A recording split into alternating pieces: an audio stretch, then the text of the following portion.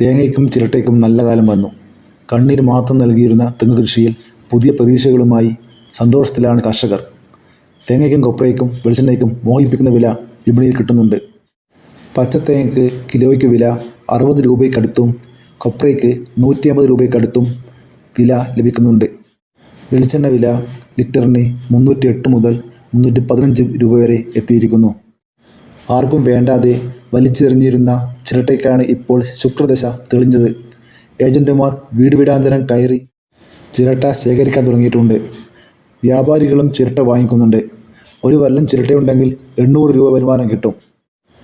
ജലശുദ്ധീകരണത്തിനുള്ള പ്രകൃതിദത്ത വസ്തുവായി ചിരട്ടക്കരി ഉപയോഗിക്കുന്നതാണ് ഇപ്പോഴത്തെ ഡിമാൻഡിന് പ്രധാന കാരണം. ജർമ്മനി, ഇറ്റലി, ചൈന തുടങ്ങിയ രാജ്യങ്ങളിലേക്കാണ് ചിരട്ടക്കരി കയറ്റിപ്പോകുന്നത്. കേരളത്തിൽ നിന്ന് ശേഖരിക്കുന്ന ചിരട്ട കർണാടക, തമിഴ്നാട് മുതലായ സ്ഥലങ്ങളിൽ എത്തിച്ചാണ് കരിയാക്കി മാറ്റുന്നത്. മലയോരത്ത് ചിരട്ട കിട്ടാനില്ലാത്ത അവസ്ഥയാണ്. ചിരട്ടയുടെ ശവം സംസ്കരിക്കുന്നതിനും മറ്റും ബുദ്ധിമുട്ടുണ്ടാക്കുന്നുണ്ട്. മൃതദേഹം ദഹിപ്പിക്കാൻ കൂടുതലായും ചിരട്ടയാണ് ഉപയോഗിക്കുന്നത്. 150 കിലോഗ്രാം ചിരട്ട ഒരു മൃതദേഹം ദഹിപ്പിക്കാൻ ആവശ്യമാണ്.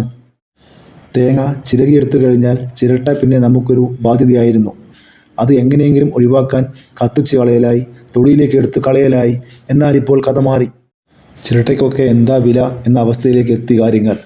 നമ്മുടെ അടുക്കളയിലും മുറ്റത്തും പറമ്പിലുമൊക്കെ ഒരു ഉപയോഗമില്ലാതെ കിടന്ന ചിരട്ടയ്ക്ക് രാജ്യാന്തര വിപണിയിൽ പൊന്നും വിലയാണ്. വലിയ ഡിമാൻഡാണ് ചിരട്ടയ്ക്ക്. കഴിഞ്ഞ 3 മാസം കൊണ്ട് ചിരട്ടയ്ക്ക് 2 ഇരട്ടിയിലധികമാണ് വില കൂടിയിരിക്കുന്നത്. 2025 ജനുവരി ഫെബ്രുവരി മാസങ്ങളിൽ 1 കിലോ ചിരട്ടയുടെ വില 8 മുതൽ 9 രൂപ വരെയായിരുന്നു. ഇന്ന് 27 രൂപയാണ് വില. എന്നാൽ ട്രാൻസ്പോർട്ടേഷൻ ചാർജ് അടക്കം 31 രൂപ വരെ ലഭിക്കും.